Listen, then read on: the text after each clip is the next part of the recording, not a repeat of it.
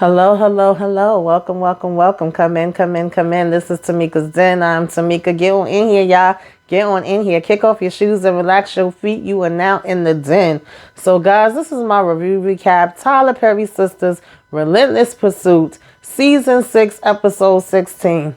Baby, let me tell you something, honey. Heather, you making me want to fight you, boo, because the only thing you here for is dollar bills, y'all. Okay, you want that freaking money. Zach is over here telling you, like, girl, I will give you the money. Just let me have my son so I can make sure he's safe. You saying how you need help. You got to go to work. You got to do what you got to do. He's saying, okay, well, then I'll hold him down during this time. Okay, you over here smirking when the cops is asking him for his ID. You want to press charges and he like, well, that's the daddy. You say you got full custody. Zach, what I need you to do is go to court so that way we can have this custody divided. We can have supervision going on. We can have some daggone counseling. We can have, some going to the doctors to get this boy checked out because I'm pretty sure he has never been. She talking about, oh, he's slow and he get it from your side of the family.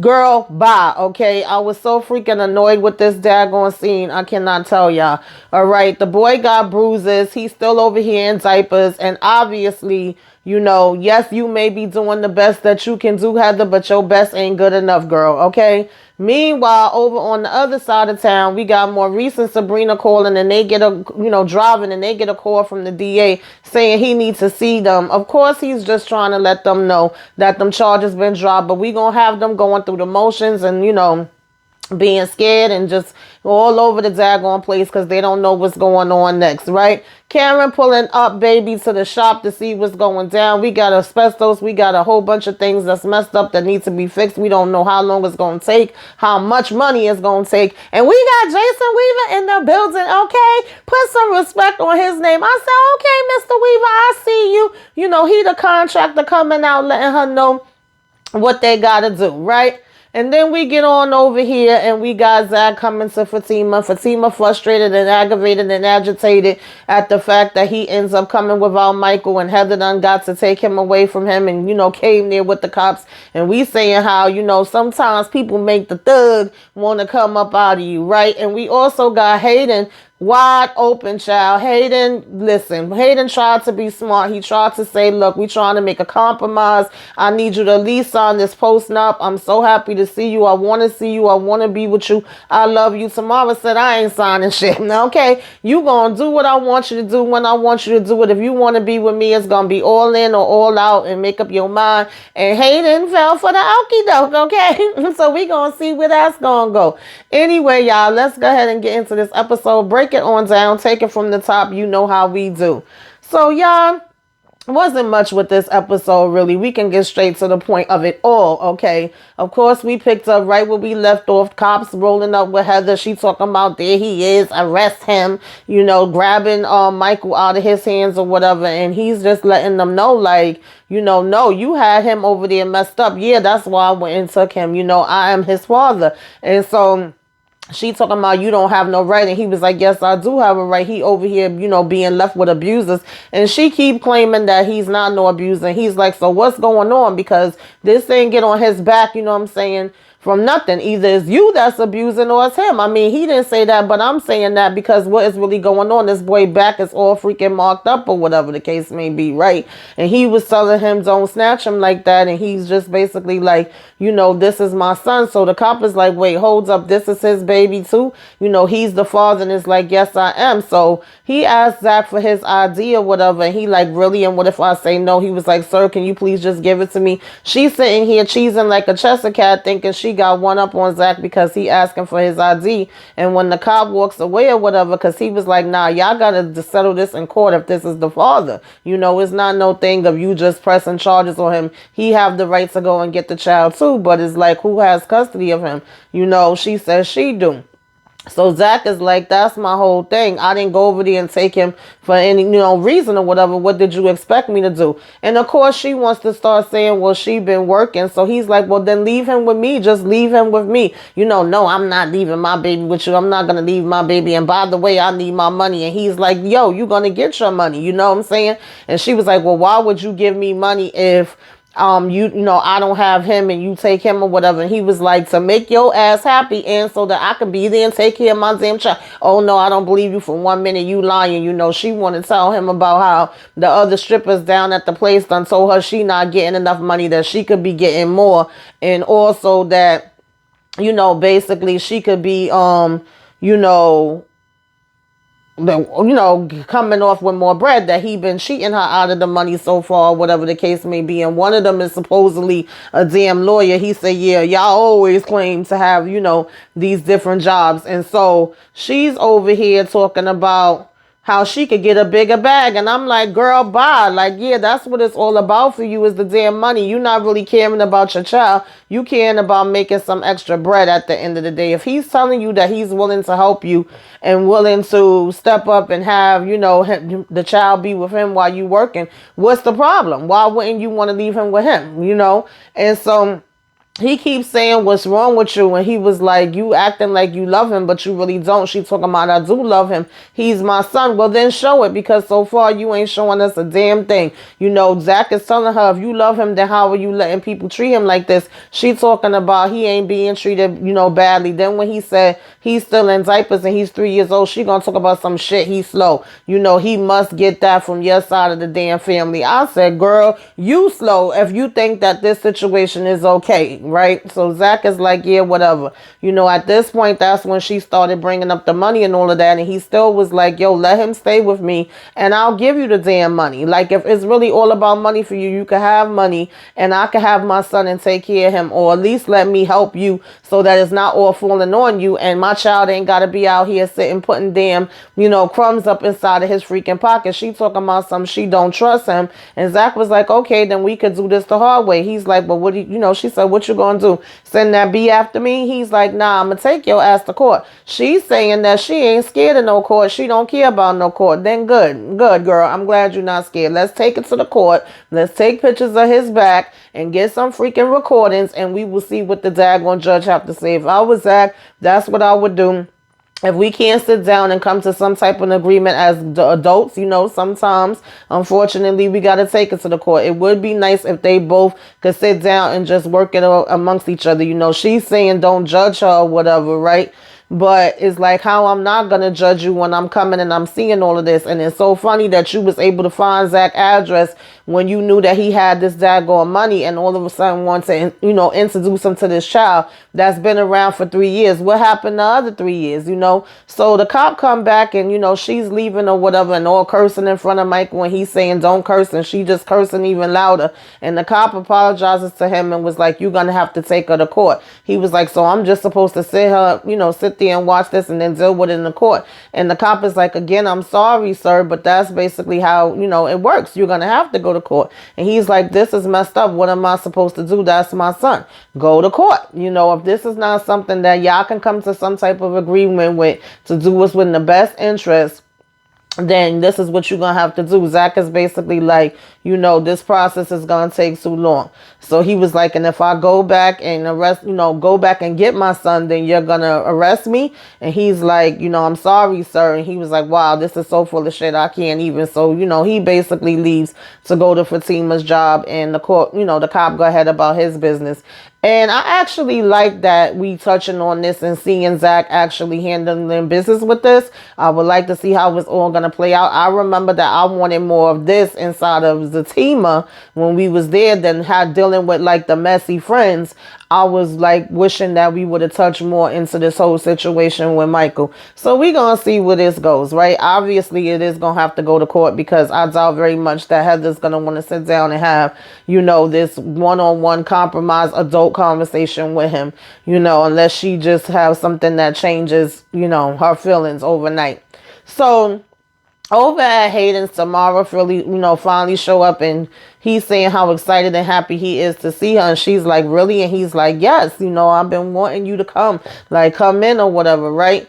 And he's just basically like, he was about to go to work, but it could wait. And he's saying how he want to have this conversation with her, telling her to sit down or whatever. And he's like, I know things got a little crazy when we first was starting out or whatever the case may be, but I really care about you. And I think I have a compromise. I think something that could work out for the benefit of both of us. He apologizes to her, tell her that he's sorry, and she's saying, don't be, you didn't want to be married. And he was like, that's not it. That was never it, or whatever, right? But he was like, I do feel like we got married too soon, and I think maybe we should try to take things slow and go on a trial basis, or whatever the case may be, right? And try to stick it out at least 6 months to see how everything goes. And so he was like, with you walking out or whatever, I didn't want you to leave.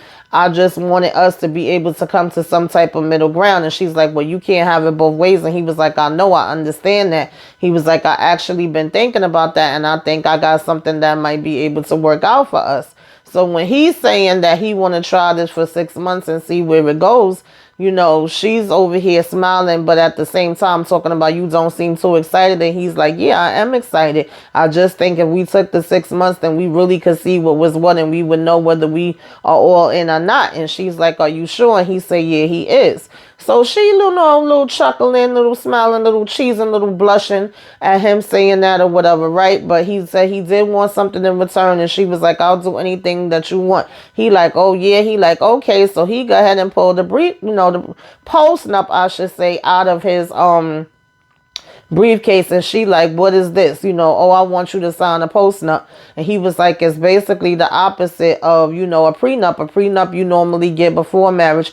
A postnup is after the marriage. Oh, you see, you really don't trust me. And he was like, no, that's not what I'm saying. She was like, well, you wouldn't be asking me to sign this. He was like, I'm just trying to find a compromise. And she say she trying to find one too. So I said, really, girl, where the hell is it? Because I ain't heard it yet. But, she just keeps telling him, like, you see that I'm here. I'm all in. I care about you. I want you. And I want you want me the way I want you. Okay. I want you. I want you to want me. Okay. That's what she was saying to him. And so, she's like, how I know you're not trying to play me? And he's like, I'm not. And she was like, I thought you was serious. I am.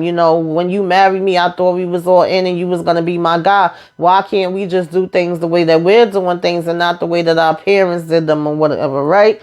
And so he over here talking about, okay, damn. And she's like, I'm not signing it. And he's like, you're not. And she's like, no. So then he's just still basically sitting there stuck, and she was saying that she was getting ready to leave. And he's like, no, I don't want you to leave. That's the whole thing, So, of course, that's when she's like, you need to make up your mind. And he over here hugging and kissing her. So, Hayden is all in. He really did fall for Tamara. But listen, we already know she said she was trying to get in there and take it off, baby. So even though I don't agree with, how Gary be talking to him, and Gary's a piece of crap that I want to see get his too, honey. He ain't lied to Hayden when he said you need to be dotting them I's and crossing them T's, because Tamara's out to get your behind, baby. All right. So nonetheless, he just, seems like he's not going to make her sign the postnup, and he still more so think the relationship that he's trying to have with her is more important. Now we see Sabrina and Maurice driving, she telling him a little bit about the dates that they had, the guys that they met, and that her guy name was Rich, and he like, is that a daggone white man with that name? And she's like, no, he's not white, he's black. We asking, did you ever hear back from the African, okay, aka Bayo? So she's like, nah, I didn't, right? And so, he also had me cracking up when he over here talking about we going to Raggedy Head Andy damn office, right? What she supposed to do? She ain't been doing nothing all this time, and I doubt that, she gonna be able to help us now, whatever, right? And she's basically saying, like, Andy is gonna help us, and she's gonna give us some legal advice. So he's saying he don't know what to say about any of this. He don't know what to do. Then when she was saying that it was 3 of them, he talking about it was a train. I love trains, honey. Okay, give me the caboose. And that made me laugh and think about the daggone color burping when he's like, she might let her sweep out the caboose. It's all right. And he talking about he like in front, back, side, middle, and all this other stuff. And she like, are you done? So Nonetheless, the damn attorney, the DA Bird, calls on the phone or whatever, and at first she putting it on mute, like, oh shit, what the hell he calling me for? And then she come back on and she's like, yes, and he was like, is it possible you could come into my office today? She like, for what? And then he's like, I just need to talk to you. She's like, no, and asking him about what? So he was like, can you please just come by? She was like, I can't do that. And he's like, okay, why not? She's like, I'm on my way to my lawyer office. So he like, well, where's your lawyer office? So she told him the address or whatever, and he's basically like, I think she said it was on the 9th building, 8th floor, 3rd floor, something like that. So he was like, okay, Angie Barnes, I know that office. He was like, I can meet y'all there this morning. So Maurice is telling her, yes, yes, yes. And she was like, she's on her way there now. And he was like, see you there. So now we even more nervous and scared, like, what the hell, what's going on? But we already know that he had told Logan that he have to back off the case. He couldn't pursue anything else with them, and they locked you up. But they didn't know that. So, of course, this got them, biting their nails. And she like, I got to call Andy. She calls Andy. Andy saying, I'm here waiting for you. And she's like, I just got a call from the DA. She's like, oh, I know him. He's the assistant DA. Tell him to meet y'all here. And she's basically like, we already did that. I'm scared. But Andy is telling her to calm down. Don't worry about it. Yeah, this is a little unusual, but we gonna wait and see exactly what he's coming here for. Now, Pam is outside, honey, working this red dress. I said, go, Pam. Okay, I always get a good little chuckle with Pam. And Karen come walking up asking what the hell she doing here. And she like, girl, I got here early. The contractor's inside, And Karen always trying to rush to go in the damn building, and people still have to keep telling her, like, girl, you cannot go in there. It's dangerous. You don't want chemicals and debris or whatever is left over from the fire. You need to stand your behind out here. I've been standing out here waiting for him for about an hour, and she keep trying to get rid of Karen, apparently because she think that the daggone contractor is fine. Okay, he the best thing since cooked rice, and I'm trying to get him for myself, girl. He may come out here and think that you more prettier than me. And Karen is like, girl, ain't nobody thinking about no men. I'm taking a break from men. I'm worried about me. She like, well, what about Aaron? And what Aaron got to say about that? You got to be careful with Aaron and this baby and all of that. And she again is like, this is not Aaron's baby. Okay, I already told him this is Zach baby. And Pam, like, you sure about that? She like, I'm 100% sure. And just the fact that she say she 100% sure still keep making me feel like that's not gonna be the case. We know how Tyler Perry do with these stories, but girl, we gonna rock with it since that's the info that you are giving us as of now. So nonetheless, she says she been waiting out there for about an hour already. And she's like, well, regardless of what, you definitely don't need to go inside the building. If he told me to stay outside, then your behind need to stay outside too, because you got to be worried about that baby, And so she's like, all right, well, that's true. All I want is to have this healthy baby and, take care of myself and stuff like that. So I will stay outside. And Pam is like, thank you. So, she was like, well, I'm glad you are done dealing with men, because I want this man all for myself. And all of a sudden he come walking out, and she like, told you. And I said, baby, is that who I think it is? Okay. Jason Weaver in the building. Yes, yes, y'all.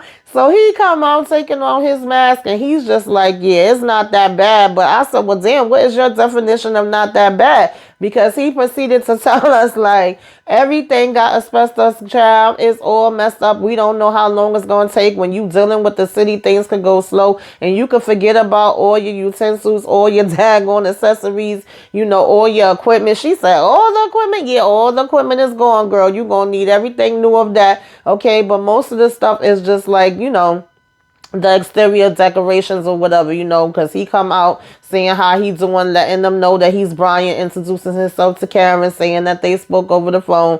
So that part had me cracking up, because I was like, well, for you to say it's not that bad, child, you sure seem like you naming a whole bunch of stuff, She over here really, we saying it's just cosmetic work, but then we basically like, you pretty much need electrical wiring, you need the installation on the wall, you need to replace the floors, you need to replace the equipment, you need to replace the ceiling. I said, well, damn, what the hell she don't got to replace, right? And then we can't say exactly how much it's going to cost, and we can't say, how long it is. This is a really old building. So we got to be careful. We're going to have somebody come in to remove this stuff. And she's like, well, do you know anybody that would actually, be able to come in and do that? And, I think he said he was going to get back to her on that, and that, he could give her an estimate or whatever, but really can't tell you how long it takes because it all depends on the city and also this removal of the asbestos. So it could be timely and it also could be expensive, right? And because we need these specialists to come in to do all the removal. So of course that's not what Karen want to hear, right? So here go damn Pam behind, she over here trying to flirt or whatever, and Karen is like, yo, she got a crush on you. She think you cute, maybe y'all could go ahead and go out on a date, because Pam was telling him to call her or whatever, right?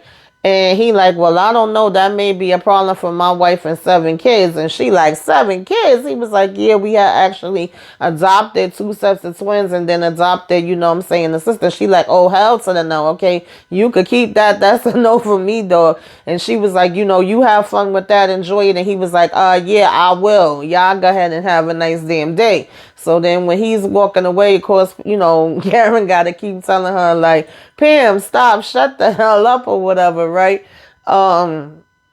She's basically like, man, get out of here with that damn Brady Bunch shit. Okay, it would not be me. I said, Pam, you a hot damn mess, girl. So then Pam, of course, starts bringing up to her again, like, I don't think I'm going to be able to stay with you. I can't work no job where I'm not getting paid. And she was like, girl, I thought you already said you left to go get a damn job. Like, do what you got to do. I'm not expecting you to stay out of work without pay. Go ahead. And Pam is like, well, what you going to do without me? Girl, I think I'm going to be nice and I'm going to have a damn peace of mind for a minute. And she's like, oh, wow, that's real low. So now we back at the office. And, of course, Zach and Fatima's here because they waiting on the lawyer to discuss the whole Michael situation. And Sabrina and Maurice show up, and Maurice over here telling Zach how, you should take me out for a lunch or a coffee, tea, a drink or something. And he was like, why the hell would I do that? Don't forget when I let you use your library card and your Velcro wallet in my establishment. And Zach is just like, yo, let me get the heck up out of here. Like, somebody, anybody, okay, save me. And he over here talking about well, I just came out of jail and I know you done been to jail before, so you understand jail talk. And Sabrina tell him to bring his behind on. He getting antsy office and want to talk about this scenery looks so nice and how high the ceilings is and it's all gold. Nice office, girl. And, basically Andy is like, thank you. But then he want to be calling her bitch every chance he get. And he's like, don't be sitting there calling me out my name like that. I really don't like that. And he's talking about some sorry, no offense. He just used to saying that. And then he like, okay, I said, you know what, Maurice, I can't with you.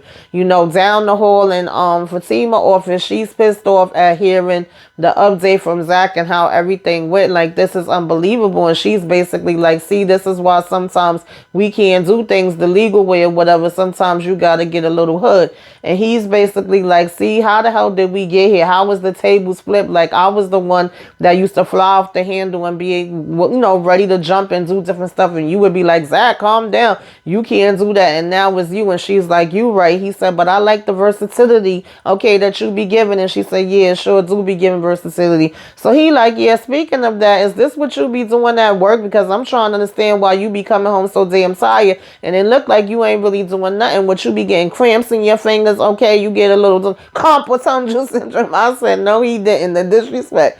So at this point, they just waiting for the lawyer. Wasn't really much else that they could do until they get the call from the lawyer, whatever. And, we just saying that we want to wait and see what he gonna say so we could get on top of this. Now, back at the daggone office, finally we getting a call saying that this DA is here. We want to go in here and see what he talking about. We like, calm down. Don't jump to conclusions or whatever. Don't think the worst thing. Freaking Maurice talking about, is this a skyscraper? And she's like, no, it's a high rise. No, he said it's a penthouse. She said it's a high rise. He talking about, if I jump out of it, will I die? Yeah. And she telling him to stop playing around because he knows that, freaking Sabrina is skittish or whatever. So we get in here, and of course, typical Maurice acting a damn fool. They got to keep telling him to shut the hell up. And then he basically ends up, long story short, what we all already knew, telling them that the charges have been dropped. Quincy is currently in jail. They are not going to be brought up on nothing. He knows that they're innocent. They know that Quincy did it. And he just so happens to be friends with the damn, owner of the damn bank, and they are going to be getting a call to get their jobs back. I said, hallelujah, hallelujah, hallelujah, hallelujah, hallelujah. Okay, that storyline is over and done with, baby. Cook it is done. Put a fork in it. Boom! I'm so happy. Okay, it only took you 1,000 damn years, Mr. Tyler Perry, but you finally got there.